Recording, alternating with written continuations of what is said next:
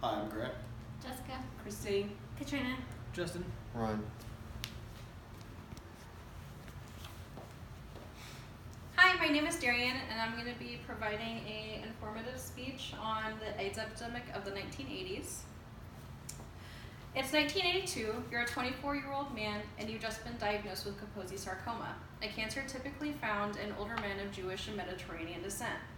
You're starting to think to yourself, why me? Why was I diagnosed? But then you look around and you see that other people in your group have also been diagnosed with similar symptoms.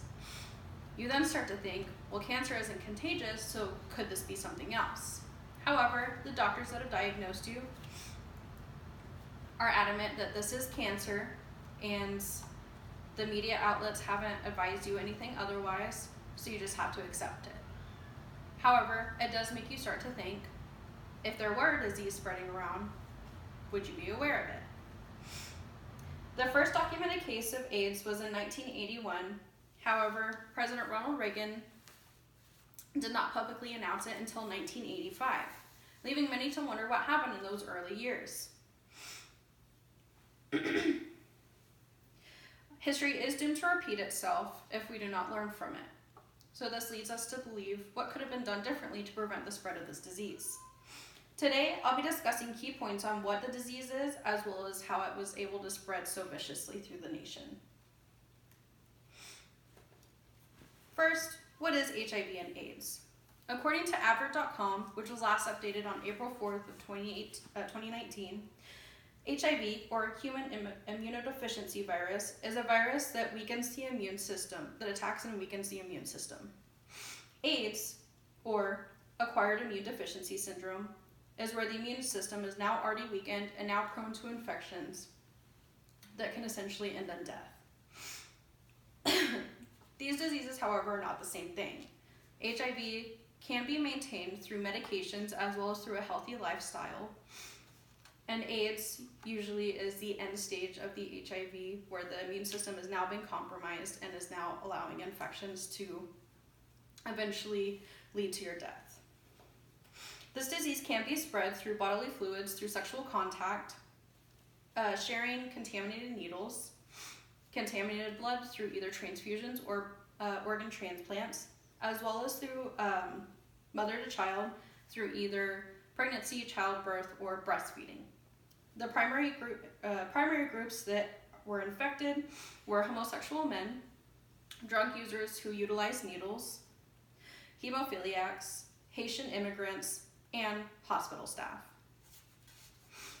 Documented in the book As the Band Plays On by Randy Schultz, he referenced multiple reasons as to why the disease was allowed to spread. Here's three that I found most interesting. Community focus within the community was not taking it seriously, so they failed to really cease activities that were implied to have spread the disease, such as bathhouses where sexual activity was unprotected and usually with multiple partners, as well as with drugs where they would utilize shared needles.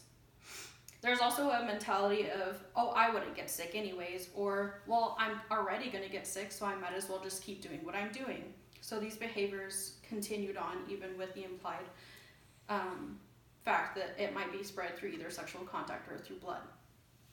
Organizations such as the Gay Men's Health Crisis were there to help advocate and support through either funding as well as through awareness. However, it was met with opposition from their own community, as well as there was a blissful ignorance, like I've mentioned before, where they just kind of saw it as, well, it's going to happen anyways, or it's never going to happen to me, and then they would end up doing what they were doing anyways.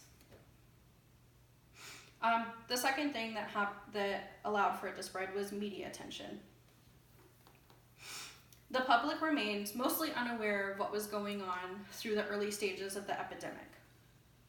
Censorship was prevalent due to the groups not fitting in with their idea of what family image content was supposed to be, because no one, of course, wanted to see homosexual men who were at this time confident in their sexual freedom, as well as drug users. Another thing too is they didn't want to compromise the image that America was a strong country, and having a disease that was spread rampantly would be considered to be weak. Lastly, funding for research and recognition by the CDC. Most cases were misdiagnosed as the Kaposi sarcoma, which did lead to less funding because, you know, they already have a cancer fund, so they're not wanting to put more funding into that.